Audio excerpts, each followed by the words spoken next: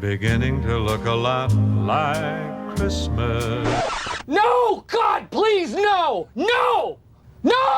All right, my friends, we got to talk about the northeast of the United States and this winter storm that will likely begin in just a few hours and will extend for the next 24 hours, possibly dumping close to 2 feet of snow in parts of Pennsylvania and New York. All right, so let's check this system out that's over the Great Lakes right now. It's a nor'easter type situation. Once I grab this dial and move us forward here, you can see it's wrapping around the Great Lakes and now shifting much farther east and is about to pull that tail up to cause all the snow. Now, if you take a look, we can see the moisture band coming up like this and then wrapping around, and then we see all the cold air coming with it, which is being pulled down from Canada, swooping around and then pulled back into the northeast. Once that meets, that's when we're going to start seeing the effects of the heavy snow. This was a very similar setup to what we saw on the west coast just the other day with the bomb cyclone that was moving in from the Pacific. That also caused a lot of rain, wind, and snow in the northwest, and now we have a very similar situation taking place in the northeast. All right, and as far as the most updated data, we have a low pressure system sitting here off the eastern coast, which is actually sucking some of the moisture tail from this low pressure system over the Great Lakes. So we're getting a flow backwards and forwards from both of these systems. Now, if we move forward, you can see that cold air again sweeping underneath and up into the northeast, causing the snowfall mixing with the moisture. And this is where the heavy snow is going to start, Friday the 22nd. And that's when we start to see a lot of the southeast counties of New York getting completely pummeled. And this may change by a few inches, but the totals that we're seeing are anywhere from 18 to 24 inches of snow in these highlighted areas. So this is a fairly significant storm to get as our first major or significant snowfall. Now, something to keep in mind really quick is the fact that we've had forecasts like this in the past with a very significant snowfall estimated, but then we end up getting nothing but some slushy rain and crappy conditions for 2 days. So that is also very possible. Keep in mind, this is just before Thanksgiving, and as a joke, I put out a tweet saying, is anyone prepared or down for a Thanksgiving blizzard? I was off by a few days, but hey, who cares? The bottom line is that chances are people would be digging themselves out all day tomorrow leading into Saturday, but based on the data we have now, it should be about ending midway through Saturday. It's still going to be cold and windy as these things are going to be wrapping and pulling winds in all different directions, so the northeast will not be a fun place to be over the next few days. Now, very quickly, I want to highlight the west coast as well, because the west is going to get hit with another low pressure system even after the bomb cyclone, and you can see that very clear here. A lot of the mountaintops in California, Oregon, Washington are going to be completely hammered with heavy snow, as well as the atmospheric river that is currently coming into central and northern California. You can see those deep blue colors right there. Those are the Sierra Nevada mountains getting totally smashed with snowfall. And then we see that system starting to move across the northwest into the north central part of the country. And then later on, we will discuss what effects those will have on the northeast moving forward. We will have another situation that brews because of that. You can see that kind of right here, but a little too far ahead to really get any sort of good detail. All right, now I know that's a lot of stuff to take in, but we're dealing with 3 different low pressure systems, one in the Atlantic, one in the Pacific, and then one over the Great Lakes. All 3 of these are feeding off each other and having a major cause and effect. So that is why things are so wild right now, and it's actually hard to forecast this stuff. Believe it or not, it's a lot easier to forecast hurricanes than it is winter storms. All right, my friends, I appreciate you all. Please share this video. I'll have updates on Instagram, TikTok, and X if you do not see them here. All right, thank you all. Take care. Bye-bye.